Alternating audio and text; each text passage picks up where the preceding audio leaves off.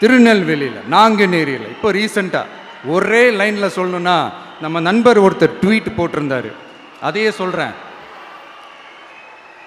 ஸ்டாலின் தொடரட்டும், சட்டம் ஒழுங்கு சந்தி சிரிக்கட்டும். இதுதான் அந்த பிரச்சனைக்கு ஒரே லைன்.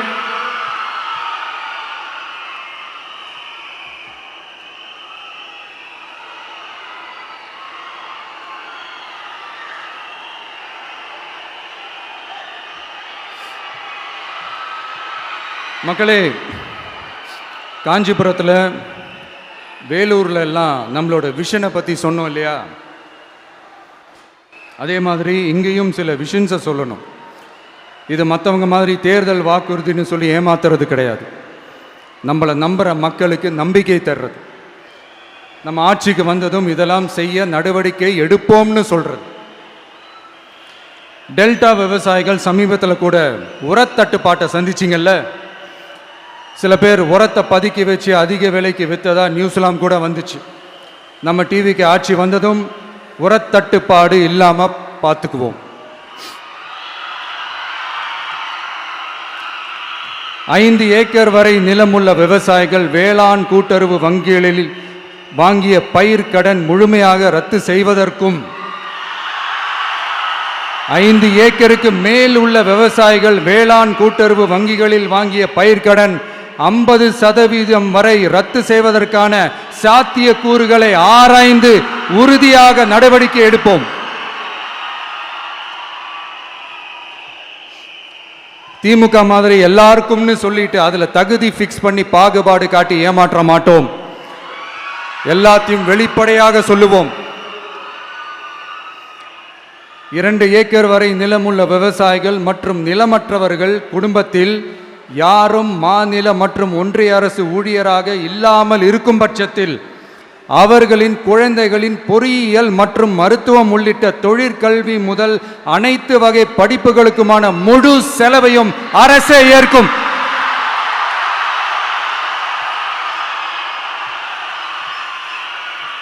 விவசாயிகளின் விருப்பத்திற்கு எதிராக எந்த திட்டமாக இருந்தாலும், ஒன்றிய அரசின் நெருக்கடியே இருந்தாலும் அந்த திட்டத்தை உங்களுடைய டிவிகே ஆட்சி முழுமையாக நிராகரிக்கும். எப்போதும் விவசாயிகளின் பக்கமே நம் ஆட்சி நிற்கும். கொள்முதல் நிலையங்களில் முறையாக நெல் மூட்டைகள் பாதுகாக்கப்படும். நெல் முளைத்து வீணாவதை பார்த்து கொண்டு நமது அரசு சும்மா இருக்காது. போதுமான கொள்முதல் நிலைய வசதிகள் ஏற்படுத்தப்படும். அதே போல கொள்முதல் நிலையங்களில் கொள்முதல் செய்வதற்கோ மூட்டை ஏற்றி இறக்கவோ 1 பைசா கமிஷன் வாங்காமல் பார்த்து கொள்ளப்படும். அப்படி கமிஷன் வாங்குவது யாராக இருந்தாலும் கடும் நடவடிக்கை எடுக்கப்படும்.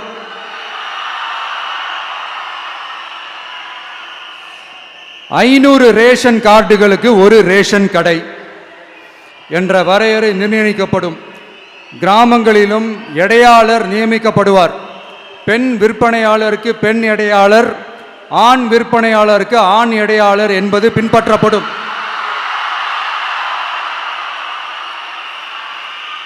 ரேஷன் கடைகளில் அரிசி தவிர அனைத்து பொருள்களும் பாக்கெட் செய்து விநியோகிக்கப்படும். மீனவர்களுக்கு ஒன்றிய அரசு சட்டப்படியான பாதுகாப்பை உறுதி செய்ய வேண்டும். அதற்கான உண்மையான உணர்வுபூர்வமான அழுத்தத்தை ஒன்றிய அரசுக்கு நமது டிவிக்கு அரசு கொடுக்கும். நான் மீண்டும் சொல்றேன். கல்வி, மருத்துவம், ரேஷன், குடிநீர், சாலை வசதி, பஸ் வசதி, இது மாதிரி அடிப்படை விஷயங்களுக்காகத்தான் நம் அரசு முதல்ல முக்கியத்துவம் கொடுக்கும். எனக்கு நம்மளோட குழந்தைகள், நம்ம பெண்கள், நம்ம இளைஞர்கள் லைஃபுக்கு முன்னுரிமை கொடுக்கணும். அரசு வேலை வாய்ப்புகள் மட்டும் இல்லாம தனியார் வேலை வாய்ப்புகளுக்கான வழியையும் உத்தரவாதத்தையும் உருவாக்கணும். அப்படி நாம் உருவாக்கிட்டாலே அவங்களுக்கான ரூட்டை நம்ம இளைஞர்கள் அவங்களே தேர்ந்தெடுத்துப்பாங்க.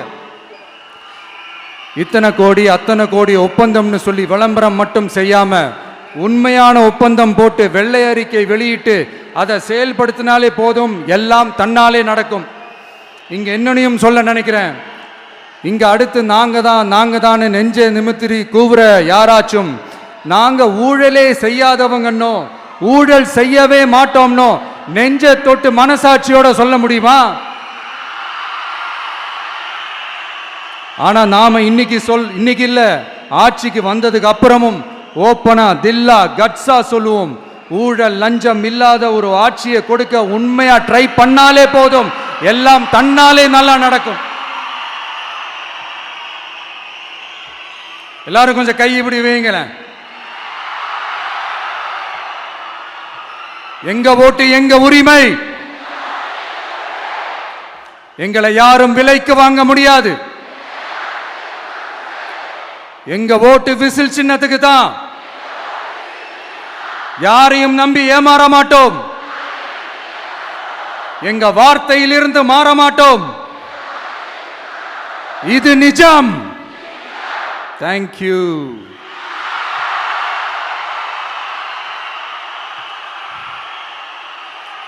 என் நெஞ்சில் குடியிருக்கும் தஞ்சை மக்களே,